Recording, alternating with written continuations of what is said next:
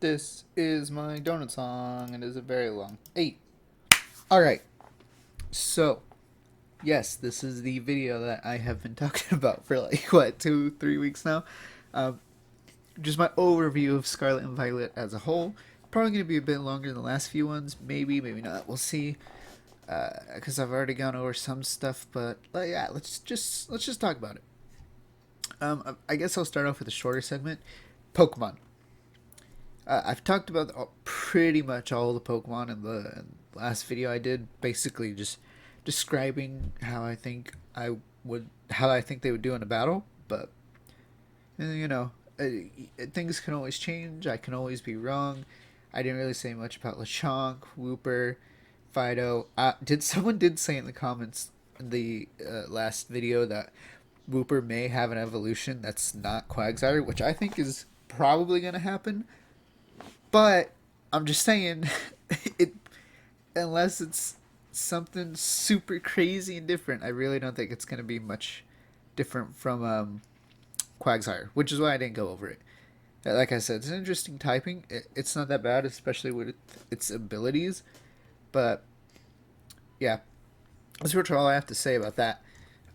In general, I'd just like to say these Pokemon are some of my favorite designs in a long, long time. Like, Gen 5, some of my favorite designs. Gen 6 had really good designs, but um, even Gen 7 had some good ones, but Gen 7 was probably weaker for me. And even Gen 8, I really liked Gen 8, but, you know, I think so far we have a lot of really cool and unique Pokemon. Even though they seem to be related to older Pokemon, since, like, Cerulege is essentially just a Gallade. Clough can be compared to Krabby. Fido is just, Palmy. It's whatever, but, like, I think they're still very unique, even if they are comparable to old Pokemon, rather than just being forms. Like, they could have easily made new forms, and they probably will. Like I said, the leaks and rumors have talked about it. So yeah, that's my just overall opinion. All the Pokemon are really solid so far, and I cannot wait to actually see them play, and I can't wait to see the starter evolutions. I think it's going to be amazing. Um, Kind of on the similar subject, we'll just go over to the characters. I think some characters are good, some characters are okay or not bad. Arvin seems alright. Obviously, I'm sure you've seen this, but there's no way he's not related to the professors in some way, shape, or form. Like maybe one of them came from the past or future, based on which game you're in, and he's their son, or he came from a different timeline. I don't know. I think something like that's happening. Uh, from the gym leaders that we've seen, they've got cool designs and they seem somewhat different from usual. I mentioned it last time. Brassius, actually, I love his design and his overall vibe purely because if you look at all of the past grass gym leaders, they all seem pretty nice. And that's cool, right? You expect them to be nice and care about nature. But I like the idea of a generally nice typing, or a nice, like, a typing that's been stereotyped with nice looking trainers, having something different going on with him. Um, and like I said, who knows what he's got in store for the rest of his team. I like that he uses a terrestrialized pseudo Ludo, so that's pretty cool. Um, Clavel, he's evil. I don't doubt he's evil. He acts as the director of the academy, and since you're a new student, he will teach you many things about your school. He can be strict, but he can also be kind. So it could be evil, and he could be misleading, or like misguided, kind of how the chairman Rose or Rose was in Sword and Shield. Like he had good intentions, right? He just wanted to help with the power source and whatever for the Galar region, but he didn't need to unleash the darkest day. um, he seems to be a friend to the professor. Seems to be. I don't know. Kind of suspicious. Gita, I talked about her. She's great. She kind of looks like Adaman. Adaman. She's cool. She's tall. I'm interested on that about that symbol that's on her hand. Um, and I've heard a lot about how the champion rank is gonna work in this game. apparently a lot of people can have a champion rank, like among the region's champions. It's pluralized, all right. It obviously says she reigns as supreme and the most skilled trainer of all. So I think what they may do, I've heard there's like not really a post game, but if there was, maybe you challenge the gyms, you challenge the Elite Four, and finally battle Gita. But then after that, you're allowed to battle all these other champion level trainers.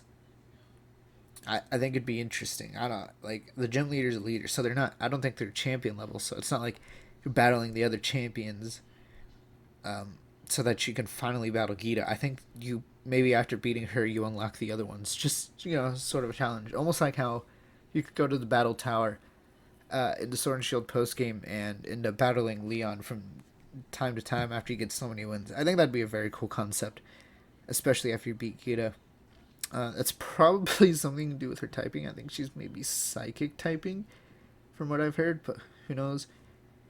I feel like that symbol is important, though. I've talked about these guys. Grusha. The only thing I find important about Grusha is it's a guy. Yeah. I think it'll be interesting. I think that he has a potential to be a really decent character, especially with when the battles get heated. He starts showing the emotion. He usually keeps pushed down. Maybe it's like how Bede in the last game. He usually seemed so cool, calm, and collected, and like he was better than you. But every time you beat him in a battle, he'd freak out. Maybe this person freaks out, or when you get them to the last Pokemon, he just goes crazy, right? Or he has something whack up his sleeve. Jock. Mr. Jock is your homeroom teacher, and he teaches biology. Cool. He's very knowledgeable about Pokemon biology and developer of the Pokedex app for the Rotom phone. So he's obviously going to give you your Pokedex, which I find interesting because these are the professors. I mean, unless they just give you the phone and he's like, oh, I could put the Pokedex in there. A slightly airheaded side to him, and he sometimes loses himself in his research. Yeah, I mean, I think he's just going to be one of those basic NPC characters. I don't think he's going to have much to do with the story. He'll probably be like a base of operations where you go back to and talk to after you completed these missions or whatnot. Like I said, interesting guy. The main characters, not much to talk about. Obviously, you're going to be playing them, so there's not much lore, but yeah, I mean, I think it would be interesting if we could customize our outfits a bit more. Maybe keep the whole uniform vibe, but at least be able to change it up. Because, I'm sorry, these outfits are not doing it for me. And I'm sure most people say that too. Um, Mila, I think I said Mila last time. I've talked about her and my trailer reaction, which you could also go check out after this. I have a playlist on my channel for all my Sword and Shield discussions so far. I'll probably come out with Sword and Shield. Oh my gosh, Scarlet and Violet discussions I've done so far. So you can probably go check that out. I gave my general opinion on her back then, but I just think she's cool. She has a nice design. She's a student, right? She looks pretty small. I saw Tyranitar Tube actually talk about this. She almost seems similar to Penny, and maybe they're related. Maybe they're the same person. I think their build is slightly different. You can't tell because Penny's in a hoodie, and like, I mean, you can't see Mella's legs, but you can see Penny's, so it's really hard to tell. But who knows? They got the red hair. Maybe you see like her backpack in the background or something. You could go check out Tyranitar Tube's video on talking about them. It's a cool theory though. Maybe just puts in context. I can totally see it happening. I'll go over that right now. The reason he said is she has a bit of a shy personality, and for some reason she doesn't seem to come to the academy very often, which is interesting because this whole Team Star concept is literally about kids who just refuse to go to school. So it's cool. It's cool, but we'll see. Like I said, there's only so much speculation you can throw into the air that you can hope to be right. But yeah, I give my general opinions on my trailer reaction. Nimona seems like a basic companion in a Pokemon game. I don't think she might be a rival. Uh, Let me see. I don't think it says she's champion ranked, but she could be. She's she's good in battles. It says so. I mean, she could be a rival. She could just be a companion that you happen to battle, which I hope there's not too many of those like X and Y, because oh my gosh, X and Y was awful about that. I just talked about Penny a bit. She just seems like a generally alright character. She's probably going to add to the Team Star part of the story, because I don't really see her doing much more, or she's just a side character. We'll see. Professors, Professor Chad and Professor Cave Woman. Yeah, that's pretty much all I could say about them. They're really cool. I love their designs. I think they're very unique, especially since we have different ones based on which game we play, which I love the idea of. Um, but yeah, I mean, that's pretty much all I got to say about them. They're really cool in concept. Like I said, there's no way they're not this guy's parents. All right. I mean, I don't know. He's, look at those eyes. He's got something going on back there. All right. He's got parent issues. Yeah. So moving on, I guess we'll go to gameplay. Honestly, revolutionary so far. I mean, come on. An open world experience that only Pokemon series can deliver. My one issue is I've seen rumors slash leaks. I will say that because you never know what's true until it happens. Apparently, the gyms. I don't actually know if it says it on here, but the gyms are in an order. You don't have to go in that set order. You have the option to, which means it technically is open world. However, the gyms do not scale to your level. Therefore, there is a recommended order, but like I said, you don't have to take it, which is stupid. I feel like they should scale to your level, because you could skip the first gym, but by the time you come back, you're going to be way too strong for it, and it doesn't matter anymore. It's just going to be easy and simple. And these little missions seem similar to Sword and Shield, so they don't look like they're going to be too difficult to get by, even if you have good Pokemon or bad Pokemon. So I think it's just the general idea of the level scaling that bothers me. I think they could do better with it. But hey, it's their first open world, and honestly, I don't think this game is going to be bad because of that information, so it's whatever. But yeah, I mean, comment down below what you think. I'd really like to know what other people think of the idea of the gyms not scaling to your level. Experience a new type of adventure in a world dictated by the story. Yeah, I mean, I was just talking about how the gyms do that. Yeah, I mean, really cool.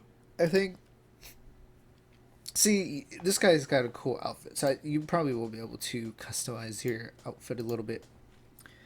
We also know about some exclusive that's back. I think it's cool that they brought Colossal back, and multiplayer gameplay. Do you know how insane this is? This isn't like Sword and Shield where you see a bunch of laggy bikes rolling around the Isle of Armor. No, no, no. This is they're there interacting. Which, dude, see how they're waving? Imagine they have emotes. Just imagine the idea. It's 2022 and you can now play a Pokemon game with 3 of your friends live, not just trading, not just battling. You can explore the same game and you can emote in Pokemon. That's just crazy, and I love the idea of that. Now, my one thing is that I have one question that kind of needs to be brought up. Is what are the Pokemon going to be like?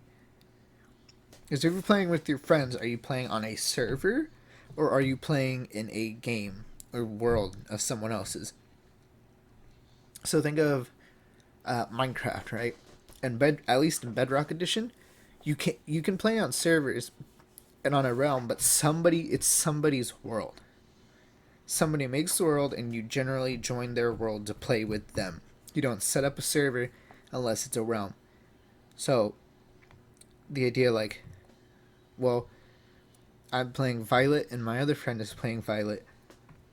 well, if we join up, are they going to hop into my world, or is it going to be just connected servers in the same overall position, kind of like how Sword and Shield sort of does it? So like, think of see how they're right next to the grass in this picture on the left. There's obviously players from Violet, and there's obviously players from Scarlet. Saying that grass, it has a version exclusive. Will the I don't know exactly how the exclusives are gonna go, but I don't remember. Let's say like Larvitar is um, Violet exclusive. You can correct me in the comments if I'm wrong about this. But say Larvitar is Violet exclusive, and there's a Larvitar right here. Would it be a Bagon for these people and a Larvitar for these people, or would the same set of Pokemon even spawn for them? I'm just curious as to how that works, whether or not it's on an online server, so all the Pokemon spawn separately, or if it's like world server based in the sense that you join someone's game. I don't see it going bad. I just think it's interesting. It could be a cool way to get version exclusives, but at the same time, if you can do that with people, what's the point? Um, but I don't know. It's a cool thought. Uh, it's probably going to be like it's just going to be different pools of Pokemon that spawn. So version exclusives will spawn differently, and just the overall overworld of Pokemon will spawn differently. Like this kid right here with a Quaxley can see a Pikachu right there. The kid with the Fuecoco can't, or they just see a different Pokemon. Uh, I'm interested to see how that turns out. News. Not really. I like the idea about the whole secret treasure thing. Because the way it looks, right? Let's see let's check out the video real quick. Okay, cloth area. So you see you're going with Arvin, and you're looking for the Herba Mystica. And what I think that is so we know the legendaries are going to be our vehicle for the game, and that what's it that all these I think you're going to be able to unlock new forms, and it's going to be similar to Legends of Arceus in the sense that you gradually unlock the different forms of traversal Pokemon. So you'll unlock the different forms of Cridon and Miraidon. So maybe when you're searching for this Herba Mystica. Okay, sorry. I cannot speak today. So I think the more of the herbs or whatever they are you collect, you maybe feed them to Cridon and Miraidon, and that in turn unlocks a new area, or not new area, but a new form of transportation. So we saw how Cloth hangs out on cliffs and literally cling to the side of a mountain. Well, maybe that unlocks the climbing version of Coridon and Miraidon, and maybe whatever other Titans there are unlock the other abilities. So there's flying, running, swimming. Who knows how many other ones? Maybe they do, maybe they don't. I just think that'd be very interesting. And I mean, they already did it in Legends Arceus, so I don't see why not. Um, yeah, competitive. Let's talk about competitive real quick. Well, I guess, get closer to ending off this video. Um, so the thing about competitive in this game, I think this will be a very interesting and kind of hard competitive scene. Why do I say this? Well, we haven't had megas in a while, right? And no matter what you say, you can play on Showdown, whatever, still play in the old games, but our current competitive format is in the Sword and Shield. And this is going to be the next competitive format because it's coming out so soon. So, we've been so used to Pokemon having one type for so long now, right? You could bring out a Pokemon like a Mega and just not Mega. And if it changed type or not, like you could use an Ampharos, which nobody did. But say you used an Ampharos in competitive, well, you have the idea in the back of your head, this could Mega. That's fine, whatever. And it may or may not. Then when they scrapped Mega Evolution in Sword and Shield. And either way, like, okay, pause.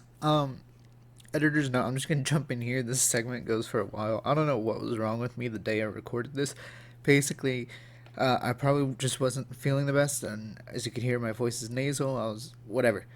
My point I'm trying to get across here is essentially that the idea that all of these Pokemon can use this new gimmick is so unpredictable that it may change the metagame in a bad way in terms of competitive play in both singles and doubles. So, Wolfie VGC made an amazing video about what would happen if Pokemon could change their type or if Pokemon had 3 types.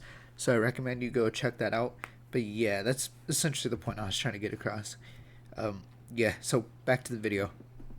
Cyclozar is like one of the biggest Pokemon right now in the competitive community. I'm sure they're all talking about it purely because of Shedtail. Because that's overpowered. I explained it in my last video.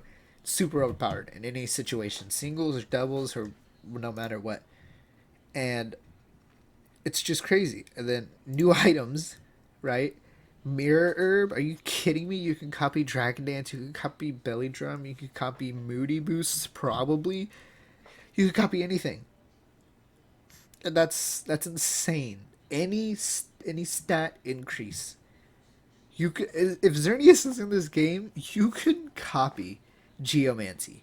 That's how overpowered this is. Um, any Pokemon could just get a Geomancy boost now, or a Glow boost. You know, it's insane. Covert Cloak really good in doubles, and I guess pretty good in singles. The biggest thing that it would affect in singles is status conditions, but there are moves that um, are purely for status conditions, so it doesn't matter. But like you can ignore fake out, and it's sometimes used in singles, but it's whatever. But yeah, you could just ignore fake out. So if you have a Pokemon that you absolutely cannot have faked out turn one, boom, throw that on there. It's just that easy, and they could do whatever they want. That Cyclozar could have just Dragon Clawed. It's something like that. Say it had something stupid like Simple, right? It doubles its stat boost. If it just Dragon Dance, boom, double speed, double attack. You tried to fake out, but you couldn't, and then just boom, mows through your team. Stuff like that. Loaded dice. I mean, I don't know if I talked about it. It's alright. It's not the best. It's okay. It's very niche. Like the best way, and probably the only way to use this is right here with a Breloom using Bullet Seed, because it's got Technician, and then it's got the Terastal, which I've heard actually if you use a Terastal type of a type you already have, it doesn't just keep the stab, it doubles the stab, so that's already double stab. Bullet Seed, that'll hit probably all times, who knows, with loaded dice. And then Technician, where it's already doing extra damage plus the double stab. It's fighting a Blissey, so whatever. And it killed the Blissey, but like, if it's super effective on something, that's insane. Even then, like you could Terastal into a different typing, and it gets stab. So you use Rock Blast, uh, but icicle spear or whatever. I always forget the name of it. Which it's not super useful because most Pokemon who do use moves like that have the ability for it. They have skill link, so they don't have much of a use for loaded dice. But like I said, I think this is literally just to make Breloom relevant again, which is not. It's nothing to hate on, but uh, it's not the best. Terastalizing. Oh yeah. Hold on. Casual battles, ranked battles, all 9 competitions. Yeah. I'm glad you could do casual versus ranked. That I like that. Cause weren't all of them ranked? I could be wrong. I didn't do them much in Sword and Shield. But I like that you could do that. Pokemon VG players, this one's free. Terastal mechanic. The map looks very interesting. I like the shape of it, if that makes sense. because yeah, it's segmented up. It's almost like Legends Arceus to me, where it's got like its 4 different segments. Obviously, this one has more. Um, and then it's got its center area, which I assume has something to do with the legendaries. Because the way it's cut off, you probably can only get in with them. The terrain looks nice. The animation looks better. I like how. I mean, obviously, the game's not out, so not all the textures are perfect, and not all of them will be. But I personally actually don't have anything against Pokemon textures and animation because it's Pokemon, and all they've done is 2D games up until 2013. And you may think that's a lot of time, but think about the advancement between 3DS and DS. Or no, the first game was 3DS. 3DS versus Switch. First off, they had to adapt to that. Second off, it's Pokemon. Pokemon are not realistic. You cannot expect something so fictional to look so realistic, to a sense. I get that you want better graphics, but personally, I'm just not bothered by it.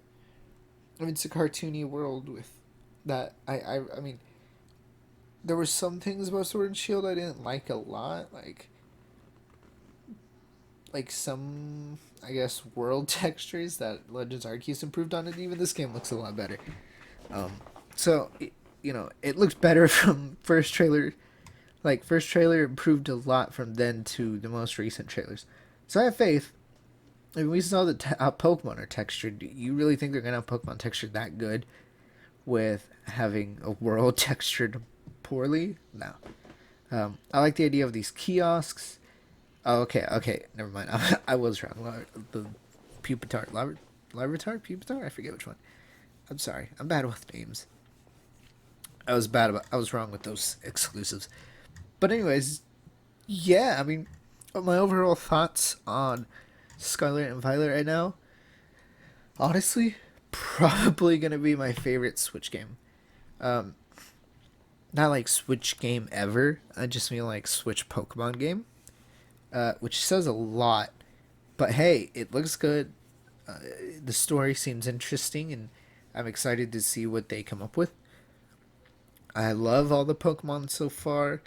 New mechanics look nice. I'm interested to see how the competitive scene goes. Maybe I'll actually participate. We'll see, because I'm a singles type of guy. Um, but yeah, those are my real thoughts. It's a pretty good game. Or it looks pretty good so far. So we'll see where that goes. Don't forget to like and subscribe. Subscribing always helps. Okay, please. I'm desperate. No, I'm kidding. But yeah, anyways, everybody have a very nice day. And I will see you in the next video. See ya!